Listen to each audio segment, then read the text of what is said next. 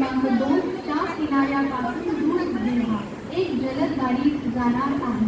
कोणीही railway line ओलांडू नका. प्लॅटफॉर्म क्रमांक 2 ते